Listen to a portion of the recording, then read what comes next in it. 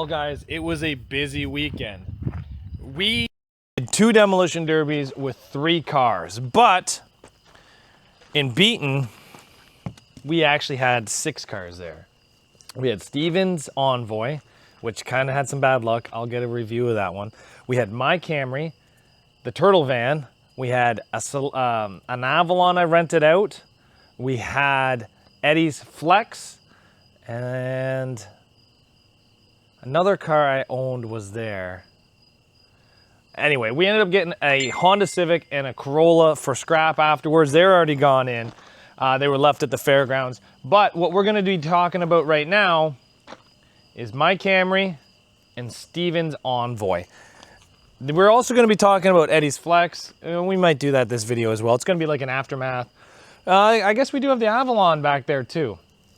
So let's start off with my Camry. So we put a new bumper on this thing for Beeton. We fixed up our donut tires. We put some repair plates on this thing. And this car did pretty good. Now, I may have messed up. I used the front end too much. Sorry, the back end too much. But I was a little nervous with the big kinks in this frame rails. I was pretty nervous of this car going there. So I didn't really, like, you can still see this thing is just bending hard now. I guess I did use it, but I don't know. We did make some hits. The real problem is in the back end back here. Now, it's kind of hard to see because Beeton throws all their garbage in your cars, which I guess most tracks do. But the whole bottom of this thing is ripped out of it.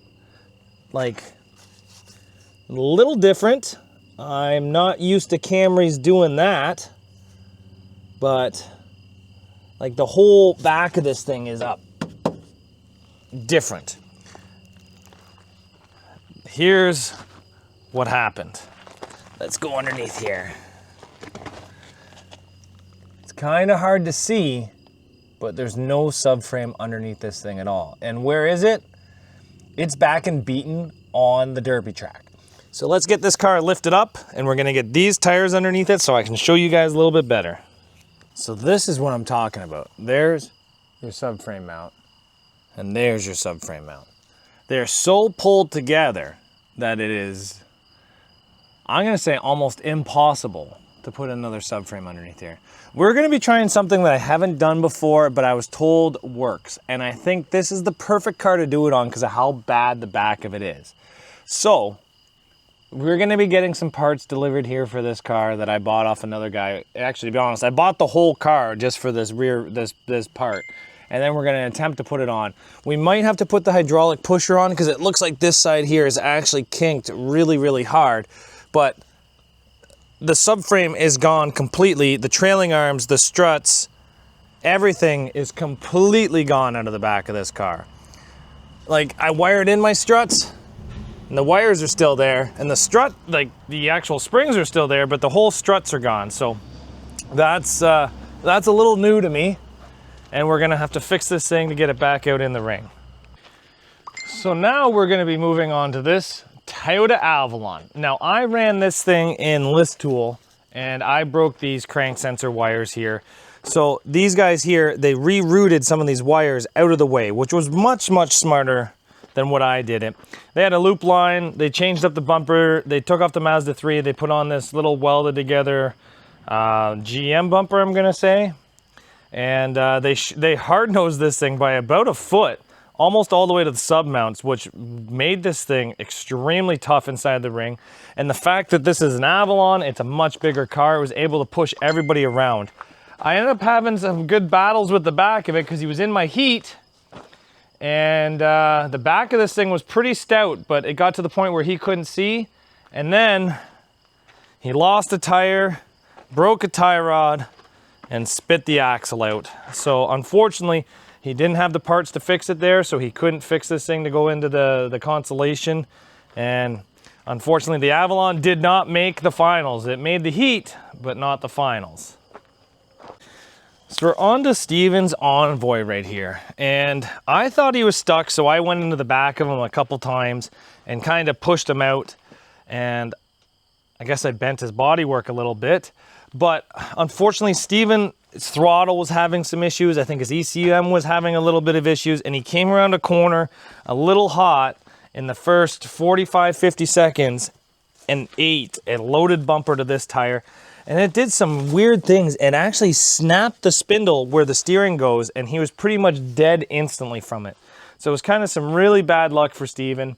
And that's just about it. He's still working out some bugs with these Envoys, but it's still a lot to learn on them, that's for sure. They are an aggressive vehicle. They're just finicky. So now we're gonna go on to this Ford Flex. I spent a lot of time trying to make my Ninja Turtle van look pretty, and then Eddie threw together this Ghostbusters vehicle and beat me in best of show. A little upsetting, but whatever. Well, we're gonna do okay. So I did not see what actually happened to this thing in the heat because I was having way too much fun in mine. But by the looks of it, he got conked in this rear corner, and it looks like the whole back end came in a lot more aggressively than what he wanted it to. It looks like all the spindles and upper A-arms are bent in the back on the passenger side. It looks like he took a door shot. I didn't see that, but I do see the door hanging off. But he's got a cage inside there, so he's good. But I do know he broke an axle. I'm not sure if he broke passenger or driver axle, but I do know he broke an axle. But I think the Ford Flex is done, guys. I think we're gonna be pulling this thing apart, taking out all of our stuff, like our bumper, our tires, our fuel tanks, our cage, everything. I think the Flex is done. Oh well. But I'm a little upset he being the best decorated, but there ain't a whole lot I can say about that. He earned it. He did do a paint job. But the dirt bike tires, these are 18-inch dirt bike tires on this thing, and I think they did pretty good.